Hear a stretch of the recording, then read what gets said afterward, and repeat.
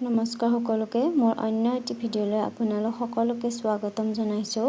আজি আমি শিকোৱাওক জলকীয়া গছ কেনেকৈ আমি ৰুব লাগে, the right approach to plant a chili plant actually. So first of all আমি মাটিখিনি ধুনীয়াকৈ বনাই ল'ব লাগে। ইয়াতে মই অলৰেডি কিটচেন ৱেষ্ট দিছিলোঁ।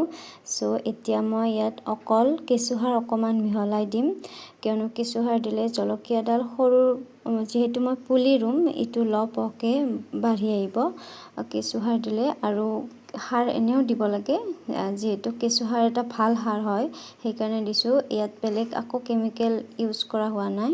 দেখিছে জলকীয়া পুলি কিমান হৈছে। মই এইবিলাক আচলতে জোৱাই থৈ দিছিলোঁ যাতে মই পাছত ৰুব পাৰোঁ।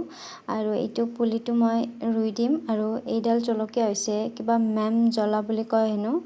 তো প্ৰথমবাৰ ৰুব গৈ আছোঁ, এনেকুৱা জলকীয়া মোৰ গাৰ্ডেনত নাই, সেইকাৰণে মই খুব এক্সাইটেড ৰিজাল্ট পাবৰ কাৰণে। আৰু জলকীয়াবিলাকো বৰ ধুনীয়া দেখি এইডাল জ্বলাৰ আচলতে।